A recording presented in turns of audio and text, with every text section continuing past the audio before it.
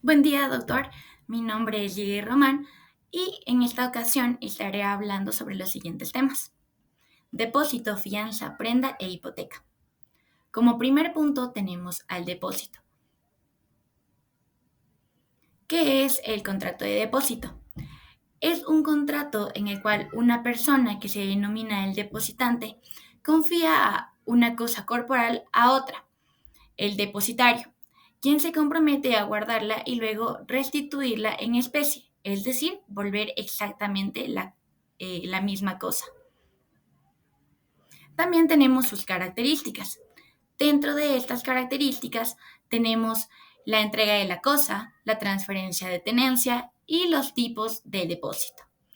La entrega de la cosa nos dice que el contrato se perfecciona cuando el depositante entrega la cosa al depositario.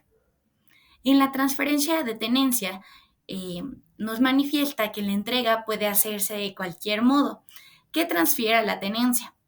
Dentro de los tipos de depósito tenemos como primero el depósito propiamente dicho, que es la entrega de la cosa mueble para que se guarde.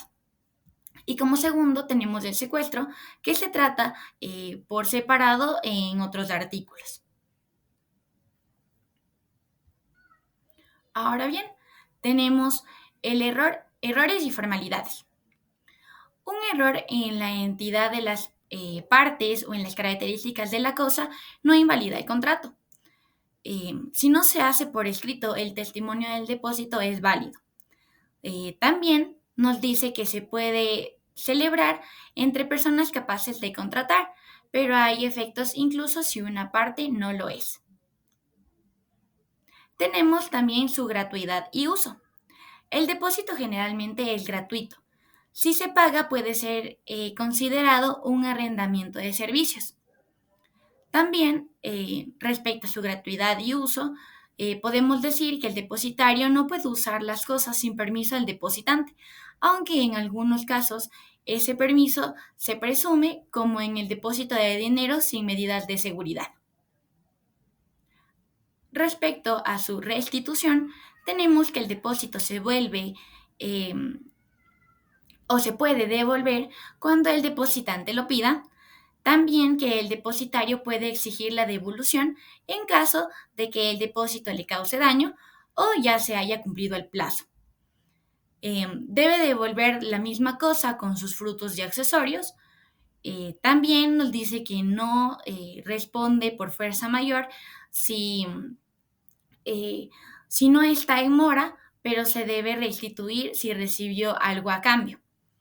Y por último, nos manifiesta que si los herederos venden las cosas sin saber que eran depósitos, el depositante puede exigir el precio recibido.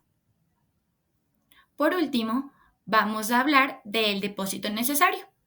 Se da cuando no hay libre elección del depositario. Cuando sucede esto en casos de incendio, ruina o robo. Se aplica toda clase de pruebas y las mismas reglas del depósito voluntario. Y la responsabilidad se extiende hasta la culpa leve. Como segundo punto, vamos a hablar sobre la fianza. ¿Qué es la fianza? La fianza es una obligación accesoria, lo que significa que depende de una obligación principal.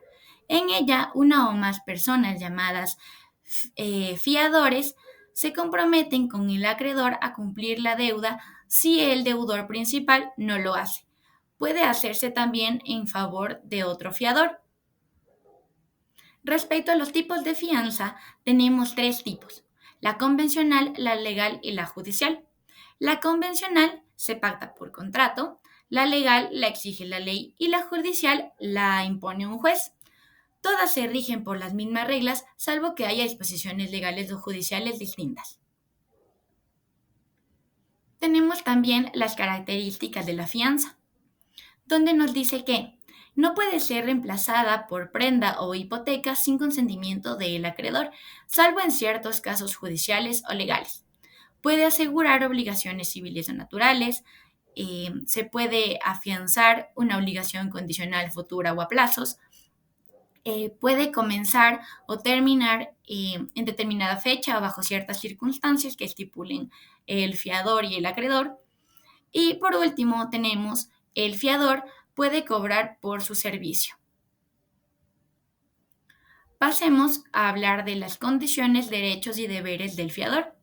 El fiador debe tener bienes suficientes, preferiblemente inmuebles, estar domiciliado o de elegir domicilio dentro de la jurisdicción judicial correspondiente, debe ser responsable incluso por culpa leve, tiene derecho al reembolso de lo pagado por el deudor, puede exigir relevo o garantías si hay riesgo de impago o por alguna otra razón, puede exigir que el acreedor demande primero al deudor en beneficio de la ejecución. Y por último, como su deber, derecho y condición, tenemos que puede oponer eh, excepciones reales, pero no personales del deudor. Ahora bien, ¿qué pasa si la fianza tiene múltiples fiadores? Si no hay solidaridad, la deuda se divide en partes iguales. El exceso pagado por el fiador lo subroga en derechos contra los demás. Los cofiadores no pueden oponer excepciones personales. Ahora tenemos la extinción de la fianza. La fianza se extingue por los mismos medios que otras obligaciones, ya sea su pago o su prescripción, entre otras. Por relevo del acreedor al fiador. También si el acreedor pierde el derecho a subrogarse. También tenemos que se puede extinguir por la confusión de roles, si el fiador se vuelve acreedor o deudor. Y por último, también tenemos por extinción de la obligación principal, o sea, que cumpla el objetivo de la fianza. Como tercer punto, tenemos el contrato de prenda. Su concepto nos dice que el contrato de prenda o empeño es un acuerdo en el que se entrega un bien mueble a un acreedor como garantía de una deuda. También nos menciona que su concepto y naturaleza se basa en que la cosa entregada se denomina prenda y el acreedor que la recibe se llama acreedor prendario.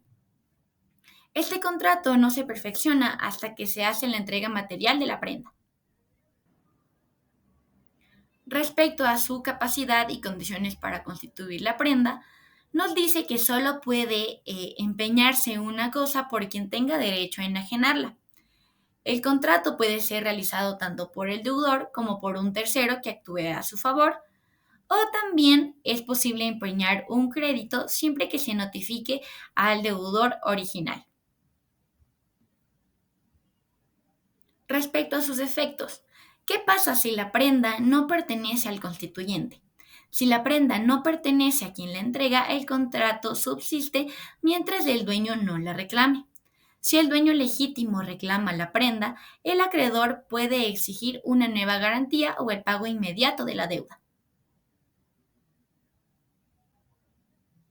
De la protección del deudor y de la prenda. No se puede tomar una prenda del deudor sin su consentimiento, excepto una orden judicial. El acreedor debe conservar la prenda diligentemente sin usarla sin permiso del deudor. El deudor no puede exigir la prenda sin pagar la deuda, salvo que quiera sustituirla por otra y el acreedor pierda su derecho si abusa del bien. Por otra parte, tenemos la ejecución de la prenda. Este apartado nos manifiesta que si el deudor no paga, el acreedor puede pedir que la prenda se venda en subasta pública o que se adjudique si no hay postores. El deudor puede pagar antes de que se consuma la venta, incluyendo los gastos derivados. Y también este apartado nos manifiesta que si la prenda vale menos de $80, el juez puede adjudicarla directamente al acreedor. Respecto a su restitución y los derechos del acreedor, tenemos que el acreedor debe devolver la prenda al pagar la deuda. Sin embargo, puede retenerla por otras deudas del mismo deudor si cumplen ciertas condiciones. Si un tercero compra o adquiere el derecho sobre la prenda, puede exigirla al acreedor pagando la deuda original. La indivisibilidad y la extinción de la prenda. Cabe resaltar que la prenda es indivisible, no se puede devolver por partes mientras exista una deuda pendiente. Por otra parte, su extinción depende de que si la cosa se destruye completamente, si la cosa prendada pasa a propiedad del acreedor o si se pierde el derecho de propiedad del deudor por una condición resolutoria. Como cuarto y último punto tenemos a la hipoteca. ¿Qué es la hipoteca? La hipoteca es un derecho real em, de garantía que recae sobre bienes inmuebles a diferencia de la prenda. En la hipoteca, el deudor no pierde la posesión del bien, es decir, puede seguir usándolo mientras garantiza con él una deuda. Dentro de sus características tenemos la indivisibilidad, sus formalidades, la validez internacional y la fecha legal del pago de la inscripción. Dentro de la indivisibilidad tenemos que la hipoteca es indivisible. Quiere decir que aunque se pague por parte la deuda, el bien sigue afectado por la totalidad de la obligación hasta que se pague por completo. Dentro de sus formalidades, tenemos que debe otorgarse mediante escritura pública y debe inscribirse en el registro de propiedad. Si no tiene inscripción, no tiene ningún valor legal. Como tercera característica tenemos la validez internacional. Si se celebra en el extranjero, la hipoteca solo tiene efectos en Ecuador si se inscribe en el cantón donde está el bien. Y por último, tenemos su inscripción. La hipoteca sufre efectos desde su inscripción, incluso si su validez si su validez se confirma posteriormente, puede otorgarse bajo condiciones y fechas determinadas. ¿Quiénes pueden hipotecar? Quienes pueden hipotecar son quienes pueden vender un bien que puede también ser hipotecado. También se puede hipotecar un bien propio para garantizar una deuda ajena, pero sin asumir la obligación personal. El dueño puede vender o hipotecar el bien, aun si hay estipulaciones en contrario. También tenemos los derechos limitados o evaluantes. Pueden implicarse bajo ciertas condiciones, por ejemplo, eh, en una copropiedad. ¿Qué bienes pueden ser hipotecados? Solo bienes inmuebles en propiedad u usufructo.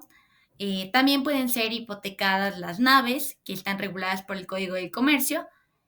También se puede hipotecar bienes futuros, afectando los que el deudor adquiera luego. La hipoteca incluye accesiones, mejora, rentas, indemnizaciones por seguros, pero estas no se extienden a los frutos ya separados del suelo ni materiales ya extraídos de la propiedad. Respecto a los derechos del acreedor hipotecario, nos dice que tiene derecho a cobrar con el bien hipotecado como el acreedor prendario con la prenda. Puede ejercer acción personal sobre el deudor si hay obligación directa o acción real sobre el bien. Puede perseguir la finca hipotecada aunque haya cambiado de dueño, salvo ciertas excepciones como si fuera adquirida en un remate público. Em, Además, el tercer poseedor puede pagar y subrogarse en los derechos del acreedor. Sin embargo, la hipoteca también cuenta con limitaciones y protecciones para el deudor. La hipoteca puede limitarse a una cantidad específica. No puede exceder del doble del valor de la obligación principal. La inscripción debe contener información detallada del acreedor, del deudor, del bien hipotecado y del monto garantizado. Por último, tenemos la extinción de la hipoteca. La hipoteca puede extinguirse cuando se paga la deuda, se pierde el derecho del que la constituyó, se cumple una condición resolutoria, llega la fecha final estipulada, se cancela voluntariamente mediante escritura pública. Teniendo esto en cuenta, podemos concluir que el contrato de depósito, aunque sencillo, en apariencia tiene muchas reglas importantes que protegen tanto al depositante como al depositario. Su correcta aplicación garantiza la confianza en relaciones cotidianas como dejar cosas con amigos, en hoteles o ante una emergencia en algún otro lugar. La fianza, por su lado, es un compromiso accesorio, donde un fiador garantiza el cumplimiento de una deuda ajena. Existen diferentes tipos, como la convencional, legal y judicial, y se regula estrictamente para proteger tanto al fiador como al acreedor, aunque el fiador tiene derechos como el beneficio de ejecución y la acción de reembolso. Su responsabilidad está limitada y se extingue bajo condiciones específicas. El contrato de prenda es una figura legal que protege tanto al acreedor como al deudor, asegurando el cumplimiento de las obligaciones sin perder de vista el respeto de los derechos de ambas partes.